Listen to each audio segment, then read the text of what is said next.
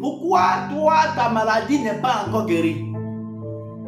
Pourquoi la situation que tu traverses n'a pas encore trouvé de remède? Malgré ça, tu me dis que tu vas à l'église. Pourquoi un des problèmes que tu as dans ta vie ne trouve pas de solution? Et tu me dis que tu es chrétien, tu vas à l'église. Shalom, peuple de Dieu. Je vous salue dans le nom de Jésus. Vous avez l'évangéliste Jeannot Direto. Alors, je voudrais que tu likes la vidéo. Je voudrais que tu t'abonnes à ma chaîne. Et que tu partages surtout la vidéo et que tu commentes. Dis-moi dans les commentaires ce que tu penses de ce que je suis en train de dire. Et dis-moi ce que cela t'a fait pour que je puisse prier pour toi. Bien-aimés, les enfants d'Israël, c'est les enfants que Dieu lui-même a choisis. Dieu veut marcher avec eux. Dieu a fait une alliance avec eux. Parce que Dieu veut mettre un peuple à part. Dieu a dit, c'est mon peuple. Mais ces enfants d'Israël ne croient pas en Dieu. C'est pourquoi ils souffrent. Un peu de vie aujourd'hui, un peu de joie demain, après demain c'est la souffrance. Et vous allez connaître que les enfants d'Israël, ils souffrent plus qu'ils sont dans la joie. La souffrance pour eux, ça peut durer 10 ans. La joie peut durer 1 an. C'est ce qu'ils ont constaté, c'est ce qui se passe dans leur vie. Et pourquoi c'est comme ça? Parce qu'ils ne croient pas en Dieu. Parce qu'ils ne connaissent pas Dieu. Ils écoutent la voix de Dieu. Ils entendent Dieu parler. Mais peu sont ceux-là qui suivent Dieu réellement. Et la Bible dit dans le livre de Juge, chapitre 3, verset 7. La Bible dit, les Israélites font ce qui est mal aux yeux du Seigneur leur Dieu. Ils l'oublient pour l'adorer, pour adorer les Baals et les Asherah.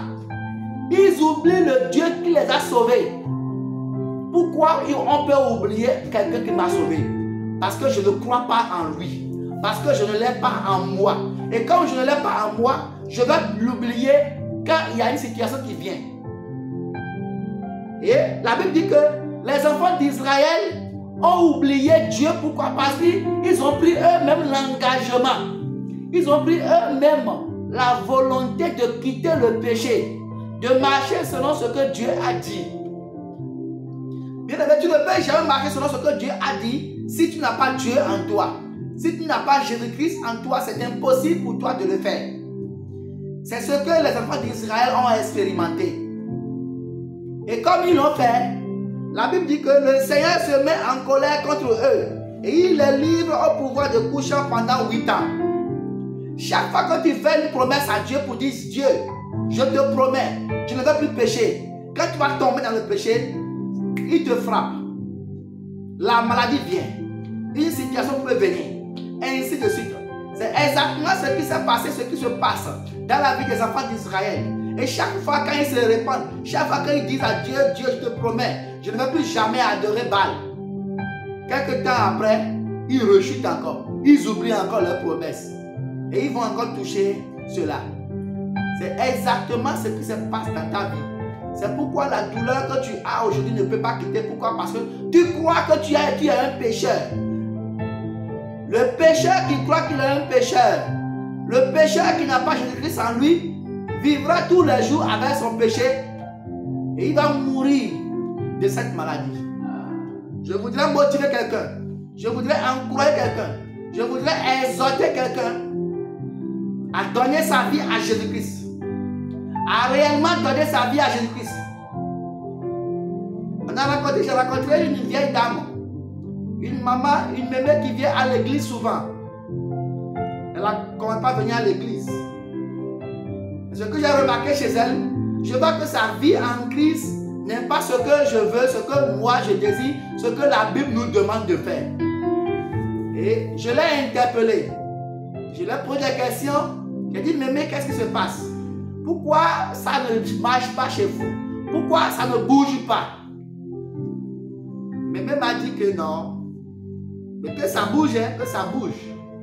Et que ça bouge et que elle autre, quand elle quitte ici et quand elle a le temps, tous les dimanches, souvent quand elle quitte l'église, elle va toujours sur l'autel de Baal de sa famille paternelle, là, ce que son mari l'a laissé là. Elle me dit qu'elle va toujours là-bas prier. Et que souvent, quand elle va là-bas, le gardien de l'hôtel, quand il y a une révélation, le gardien de l'hôtel lui dit, et le gardien de l'hôtel fait des sacrifices, et que ça bouge. Et qu'elle autre n'a jamais manqué ces choses. J'ai dit, mais et pourtant vous venez à l'église? Elle dit oui.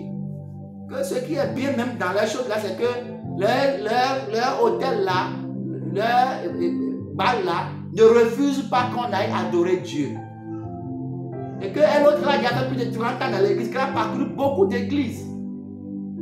Que ça n'a jamais refusé d'aller prier là-bas. Que ça n'a jamais refusé. Que le fétiche même dit d'aller à l'église. Donc, elle autre, elle voit que tout va bien pour elle. Bien-aimée. Sans Jésus-Christ, sans Christ en toi, rien ne pourra aller. Et je lui ai posé la question, mais est-ce que vous voulez donner votre vie à Jésus? Je lui ai expliqué un peu comment ça se passe. Elle m'a dit qu'elle va réfléchir. Il y a des choses, j'ai dit, est-ce que tu vas laisser? Elle a dit qu'elle va réfléchir. Cela veut dire que beaucoup sont dans ce cas. Beaucoup sont ceux-là qui viennent à l'église, mais ils ont encore des fétiches chez eux. Ils ont encore de balles chez eux.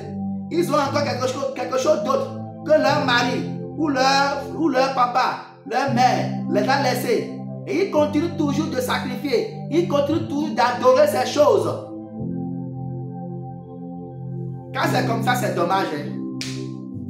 Sur ma vidéo qui va suivre tout à l'heure, je vais te raconter l'histoire d'un jeune homme que Dieu a sauvé de la masturbation. Je vais te raconter son histoire, comment Dieu l'a sauvé de la masturbation. Qu'est-ce qui s'est passé? Je vais te raconter ça. Sois béni dans le nom de Jésus-Christ. Que la grâce t'accompagne.